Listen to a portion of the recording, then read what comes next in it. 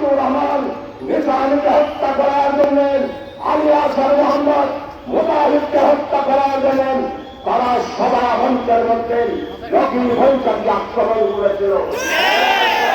এদের ইতিহাস হচ্ছে গণতন্ত্র হত্যার ইতিহাস, এদের ইতিহাস হচ্ছে সন্ত্রাসের ইতিহাস, এদের ইতিহাস হচ্ছে গণহত্যার ইতিহাস, এদের ইতিহাস হচ্ছে বাংলার মানুষকে ফরজ রাজ্যে পরিণত করেন, বাংলাদেশের মানুষকে আধিপত্যের হাতে তুলে দেওয়ার জন্য ষড়যন্ত্রকারী ইতিহাস। আজকে 28 অক্টোবর, আজকে আমরা স্পষ্টভাবে বলতে চাই, আপনারা সেই দিন 28 অক্টোবরে আপনাদের যে স্বপ্ন ছিল, আপনারা সেই স্বপ্ন বাস্তবায়িত করার জন্য মাইনুদ্দিন ফখরুদ্দিনের 111 আপনারা জেনেছিলেন। আপনারা হচ্ছেন 111 প্রধান এবং 111 মাধ্যমে বাংলাদেশের নির্বাচনের যাত্রাকে আপনারা বন্ধ করেছেন। এইভাবে করেই আপনারা 2008 সালে ক্ষমতায় এসেছেন। আজকের এই বিশাল সমাবেশে সারা বাংলাদেশে আজকে 28 অক্টোবর পালিত হচ্ছে।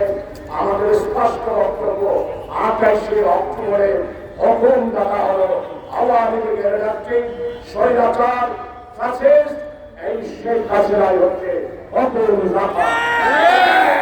উপদেষ্টা মহোদয়ের কাছে বলব, আন্তর্জাতিক অপরাধে আমাদের 28 অক্টোবরে সেই মামলা দাখিল করে শেখ হাসিনাকে 28 অক্টোবরের হুকুমদাতা হিসাবে রাশেদ খান মেনন, মুজাহিদুল ইসলাম সেলিম, ওবায়দুল কাদের, ছাত্রলীগের সাদ্দাম সহ ওই মামলাতে যারা আসামি আছে তাদেরকে ফাঁসি না দেওয়া পর্যন্ত জামাত ইসলামিক কর্মসূচি থেকে পিছপা হবে না।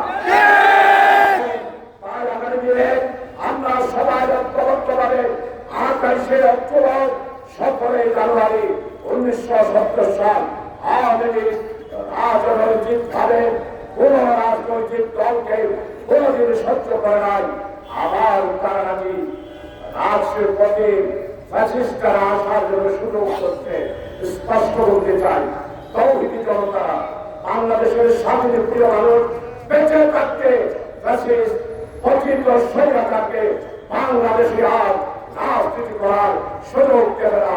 আমরা ঐক্যবদ্ধভাবে আগামী দিনের স্বাধীনতা সার্বভৌমত্ব রক্ষার জন্য জামাত ইসলামের প্রয়োজন হয়।